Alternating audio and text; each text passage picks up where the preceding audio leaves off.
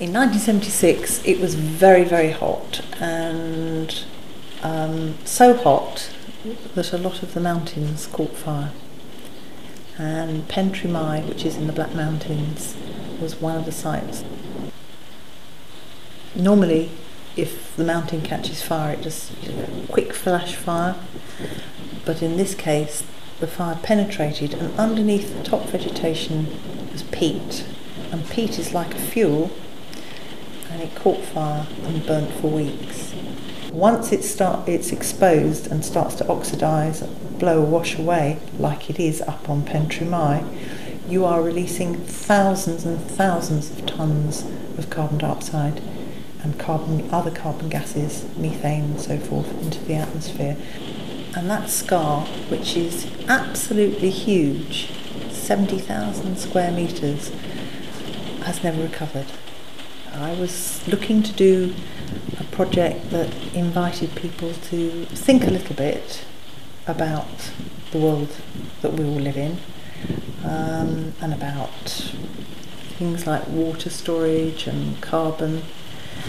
And this site was shown to me, and I saw it on a photograph from Google Earth as this huge black hole, and it looked like a black hole in the earth.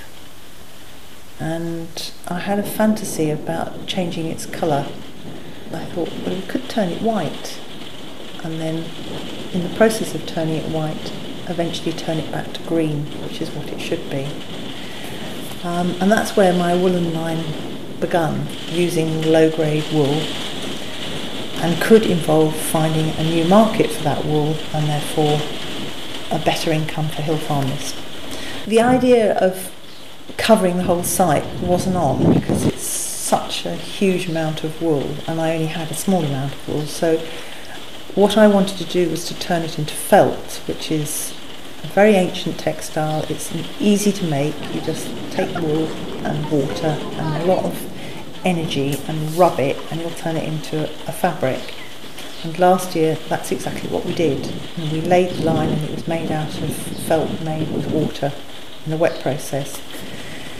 The wool board gave me a bale of washed wool, and then I worked with about just under 400 people to turn that bale of wool into felt and help get it onto the mountain. And that was in March 2010 when we made the first 300-metre woolen line of felted wool. So this year I found funds and bought needle felted felt, which uses needles to knot the wool hairs together as opposed to rubbing it and water. And so this year's lines are made of needle felted wool. Last year's was of wet wool, but they are crossed, and this is what we did in September with the Gurkhas. We crossed the line.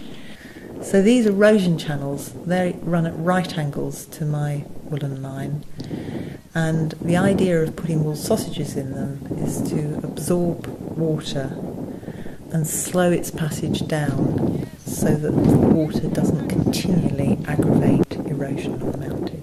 And what ends up happening is it looks like we're darning or stitching, and so the whole project has this beautiful sense of metaphor where we are actually repairing, like you will be darning a hole in something to help it heal and let the vegetation grow back.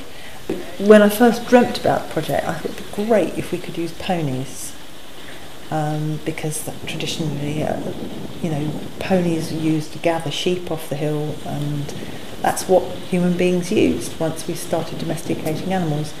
And it seemed like a way of extending the use of ponies. This year, when we've gone up and we've put in another 3 lines, I had 9 horses carry 27 saddlebags full of about a total weight of 1,000 kilos of wool. On last year's line, algae and mosses are beginning to develop, because what's happened is that the felted wool has sort of moulded itself into the ground and created miniature opportunities, like a miniature landscape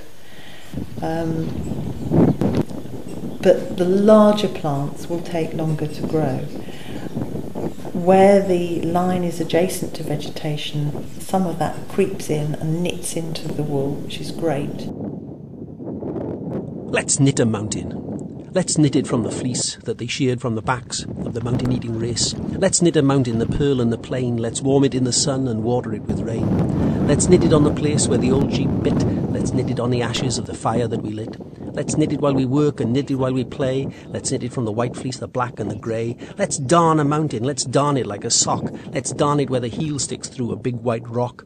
Let's darn it in the morning and darn it in the night. Let's darn it from the black fleece, the grey and the white. Let's weave a mountain, let's weave it in the sky. Let's weave it where the buzzards and the red kites fly.